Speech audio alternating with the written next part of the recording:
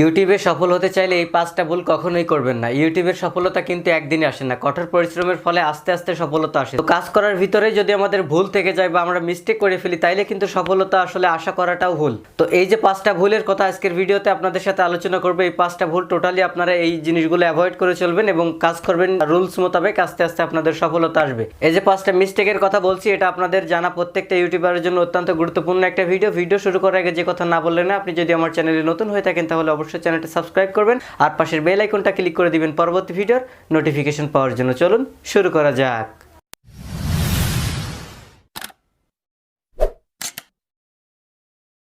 5টা মিস্টেকের ভিতরে প্রথম যে মিস্টেকটা রয়েছে সেটা হলো একটা চ্যানেল নিয়ে কাজ করা। যে ভুলটা আমি নিজেও করেছিলাম। এর আগে আমার একটা চ্যানেল ছিল লার্নিং অ্যান্ড আর্নিং, ওটাতে 3,52,000 প্লাস সাবস্ক্রাইবার ছিল। একটা স্ট্রাইকে ইউটিউব আমার চ্যানেলটা সাসপেন্ড করে দিয়েছে। তো আমার যে একটা চ্যানেল সাসপেন্ড হয়ে গেল, তারপর থেকে আমার কিন্তু নতুন করে একদম ছোট চ্যানেল নিয়ে কাজ করা শুরু করা লাগছে। আমার যদি ওই সাথে যদি ব্যাকআপ আর একটা চ্যানেল থাকতো, ওইটাতে 3,52,000 সাবস্ক্রাইবার ছিল, কিন্তু আমার যদি সেকেন্ড কোনো চ্যানেল থাকতো সেইটাতে 1 লাখ অথবা 50,000 সাবস্ক্রাইবার থাকতো, তাইলে কিন্তু আজকে আমার অবস্থাটা এই হইতো না।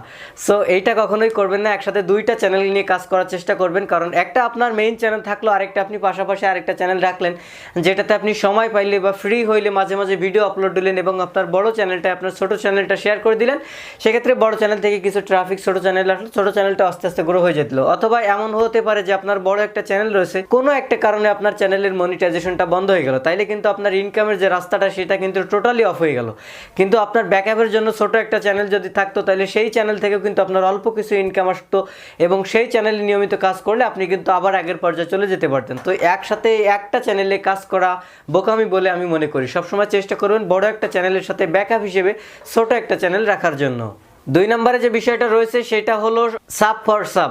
নতুন ইউটিউবাররা যে ভুলটা সব থেকে বেশি করে থাকে, নতুন একটা চ্যানেল খুলেই সাব ফর সাবের চিন্তা তাদের মাথায় চলে আসে, কারণ তাদের মাথায় সেই টেন্ডেন্সি কাজ করে যে কিভাবে সাবস্ক্রাইবার বাড়ানো যাবে। সাবস্ক্রাইবার বাড়ানো তো আসলে অতটা সহজ না। টোটালি ভিডিও আপলোড করতে হবে, ভিডিওতে আস্তে আস্তে ভিউস আসবে, ভিডিও র্যাঙ্ক করবে, তারপরে আপনার ভিডিও ভালো লাগবে, তখন তারা আপনাকে সাবস্ক্রাইব করবে। এখন আপনারা মনে করেন যে আমি সাব ফর সাব করবো, আমি কাউকে সাবস্ক্রাইব করে দিব, সেও আমাকে সাবস্ক্রাইব করে দেবে, সাবস্ক্রাইবার বেড়ে যাবে।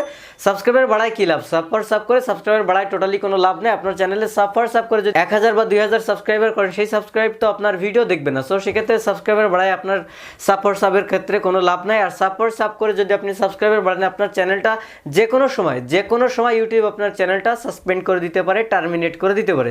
So totally sub for sub থেকে বিরত থাকবেন। নতুন ইউটিউবার আরেকটা ভুল করে থাকে। 3 নম্বরে যে পয়েন্টটা রাখছি সেটা হলো নিয়মিত ভিডিও আপলোড না করা। যদি আপনার চ্যানেলটাকে র্যাঙ্ক করাতে চান, চ্যানেলটাকে গ্রো করতে চান, ভিডিওতে বেশি পরিমাণ ভিউজ আনতে চান, তাহলে নিয়মিত ভিডিও আপলোডের বিকল্প কোনো রাস্তা নাই। আপনাকে প্রতিনিয়ত ভিডিও আপলোড করে যেতে হবে যদি আপনার চ্যানেলটাকে র্যাঙ্কে রাখতে চান বা চ্যানেলটাকে আপনি গ্রো করতে চান। আপনি আজকে ভিডিও আপলোড করলেন, 10 দিন পরে ভিডিও আপলোড করলেন, পরের দিন আবার আপলোড করলেন, 1 মাস পরে একটা আপলোড করলেন। এইভাবে আপনার ভিডিও আপলোড করলে হবে না। আপনার চ্যানেলে কন্টিনিউ ভিডিও আপলোড করতে হবে। যদি প্রতিদিন 2টা পারেন তাহলে 2টা করবেন, একটা পারলে একটা করবেন, একদিন পরে করতে পারলে একদিন পর পর করবেন, 7 দিন পরে যদি আপনি করতে চান তাহলে সেটাও করবেন। বিশেষ করে যাদের শর্ট ফিল্ম বা অন্যান্য ফানি ভিডিও নিয়ে কাজ করে, একদিনে একটা ভিডিও কমপ্লিট করা কিন্তু অনেক কঠিন ব্যাপার হয়ে যাবে। তো তারা কিন্তু চাইলে 2 দিন পরে, 3 দিন পরে অথবা 7 দিন পর পর ভিডিও আপলোড করতে পারবে। তবে সেক্ষেত্রে আপনার কন্টিনিউ যে ধারাটা রয়েছে সেই ধারাটা আপনাকে অব্যাহত রাখে ভিডিও আপলোড করে যেতে হবে। প্রতিনিয়ত আপনাকে ভিডিও আপলোড করতে হবে যদি আপনার চ্যানেলটাকে আপনি গ্রো করতে চান। 4 নম্বরে যে ভুলটা আমরা করে থাকি সেটা হলো অডিয়েন্সের সাথে কানেক্টিভিটি না থাকা। অনেক ক্ষেত্রে এইটা হয় যে বড় বড় চ্যানেল অথবা ছোট ছোট চ্যানেল তারা ভিডিওর পরে ফোকাস দিতে গিয়ে সাবস্ক্রাইবারের সাথে কানেক্টিভিটিটা ভুলে যায়। এটা করলে হবে না। আপনার একটা ভিডিও র্যাঙ্ক করার পিছনে, ভিডিওতে বেশি বেশি ভিউজ বা চ্যানেল গ্রোর পিছনে অনেকগুলো কারণ রয়েছে, তার ভিতর থেকে এইটা হলো অন্যতম একটা কারণ। সাবস্ক্রাইবারের সাথে কানেক্টিভিটি আপনার ভালো রাখতে হবে। তারা যখন আপনাকে কমেন্ট করবে, কমেন্টের রিপ্লাইগুলো আপনাকে দিতে হবে, তাদের সাথে ভালো একটা সম্পর্ক আপনাকে রাখতে হবে। সেক্ষেত্রে তারা আপনার কাছ থেকে উপকৃত হবে এবং আপনার ভিডিওর প্রতি তারা ঝুঁকে যাবে। আপনার ভিডিওগুলো ভালোবেসে তারা অন্যের কাছে শেয়ার করবে। আমার চ্যানেলের কথা যদি আপনারা খেয়াল করেন, আমার চ্যানেলের প্রত্যেকটা কমেন্ট, প্রত্যেকটা সিঙ্গেল কমেন্টের রিপ্লাই কিন্তু আমি দিয়ে থাকি এবং আপনার সাবস্ক্রাইবার যারা রয়েছে তাদের প্রয়োজনীয় ভিডিও, তাদের রিকোয়েস্টের ভিডিওগুলো চ্যানেলে আপলোড করবেন, দেখবেন চ্যানেল গ্রো হয়ে যাবে। 5 নম্বরে যে ভুলটা নতুন ইউটিউবাররা করে থাকে সেটা হলো ইউটিউবের গাইডলাইন না মেনে ভিডিও তৈরি করা। অর্থাৎ ইউটিউবের যে কমিউনিটি গাইডলাইন রয়েছে, যেটা নিয়ে আমার চ্যানেলে একটা ভিডিও আছে, ডেসক্রিপশন বক্সে লিঙ্ক দিয়ে দিব, অথবা চ্যানেলে আসছে চাইলে দেখে নিতে পারেন। ইউটিউবে ভিডিও আপলোড করার কিন্তু নির্দিষ্ট কিছু রুলস বা রেগুলেশন রয়েছে। ইউটিউবের যে নিয়মগুলো রয়েছে, ইউটিউবের কমিউনিটির যে গাইডলাইনগুলো রয়েছে, সেই গাইডলাইনগুলো মেনেই আপনাকে ভিডিও আপলোড করতে হবে। আপনি ইউটিউবের নিয়মের বাইরে যদি কোনো ভিডিও আপলোড করেন, ইউটিউব যে কোনো সময় আপনার চ্যানেলটাতে কমিউনিটি গাইডলাইন স্ট্রাইক দিয়ে দিবে।